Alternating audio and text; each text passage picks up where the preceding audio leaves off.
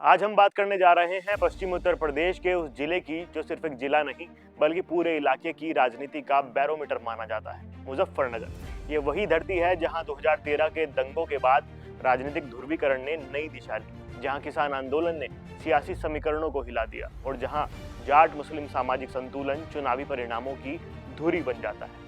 2027 का विधानसभा चुनाव आते आते मुजफ्फरनगर एक बार फिर पश्चिम यूपी का पावर सेंटर बन चुका है। यहाँ की हर सीट, हर गांव, हर बिरादरी का रुझान पूरे प्रदेश की राजनीति का मूड तय कर सकता है। नमस्कार दोस्तों, मेरा नाम नवनीश है। आप देख रहे हैं हमारी खास चुनावी सीरीज यूपी विधानसभा 2027 district wise political analysis. Muzaffarnagar जिले में कुल 6 विधानसभा सीटें हैं। मुजफ्फरनगर, खतौली, बुढ़ाना, चरथावल, पुरकाजी, एससी और मीरापुर।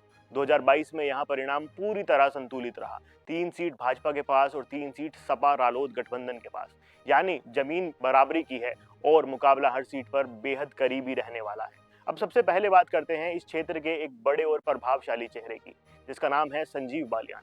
पश्चिम यूपी की राजनीति में उनका कद लंबे समय से स्थापित है। केंद्रीय स्तर की राजनीति में सक्रिय रहने के बावजूद उनका स्थानीय नेटवर्क बेहद मजबूत माना जाता है। खासकर बुढ़ाना, खतौली और आसपास के ग्रामीण इलाकों में उनका सीधा प्रभाव देखने को मिल सकता है। जाट समाज में उनकी पकड़ और संगठनात्मक क्षमता भाजपा के लिए बड़ा प्लस फैक्टर साबित हो सकती है। अगर वे पूरी तरह ताकत से विधानसभा चुनाव में जुटते हैं तो जाट वोटों की दिशा काफी हद तक प्रभावित हो सकती है। दूसरी ओर जाट राजनीति का एक और बड़ा नाम है, जिसका नाम है जयंत चौधरी। पश्चिम उत्तर प्रदेश में रालोद की पहचान और जाट समाज के बीच उनकी स्वीकार्यता एक मजबूत आधार बनाती है। जयंत चौधरी सिर्फ पार्टी नेता नहीं है बल्कि जाट युवाओं के बीच एक राजनीतिक प्रतीक के रूप में देखे जाते हैं। अब सबसे महत्वपूर्ण बात यह कि वर्तमान समय में भाजपा का आरएलडी के साथ गठबंधन है।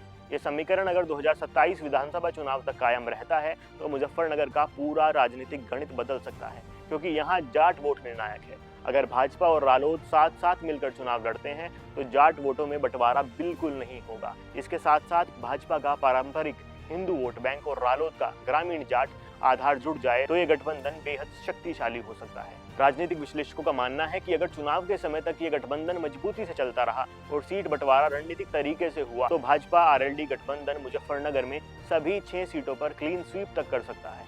खासकर उन सीटों पर जहां पहले से मुकाबला 3 या 5% के वोट अंतर से तय हुआ था। आइए अब सीट दर सीट तस्वीरें देखते हैं। शहरी मुजफ्फरनगर सीट पर व्यापारी वर्ग और शहरी हिंदू वोट भाजपा का मजबूत आधार रहा।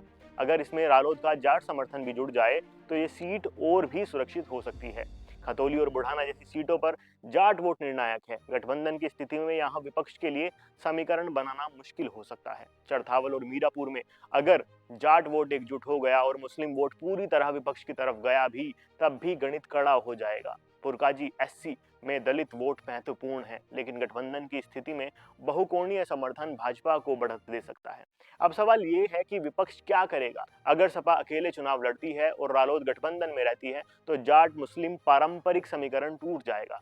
ये वही बिंदु है जहां भाजपा रालोद गठबंधन गेम चेंजर बन सकता है। साथ ही योगी आदित्यनाथ फैक्टर भी यहाँ अहम है। पश्चिम यूपी में कानून व्यवस्था और प्रशासनिक शक्ति की उनकी छवि भाजपा के कोर वोटर को मजबूत करती है। अगर इसके साथ जाट नेतृत्व का समर्थन भी जुड़ जाए, यानी संजीव बालियान का प्रभाव और जयंत चौधरी की सामाजिक स्वीकार्यता, तो समीकरण पूरी तरह गठबंधन के पक्ष में जा सकता है। किसान और गन्ना राजनीति भी इस चुनाव की धुरी रहेंगे। अगर सरकार गन्ना भुगतान, एमएसपी और ग्रामीण विकास को चुनाव से पहले सकारात्मक तरीके से संभाल लेती है तो असंतोष कम हो जाएगा।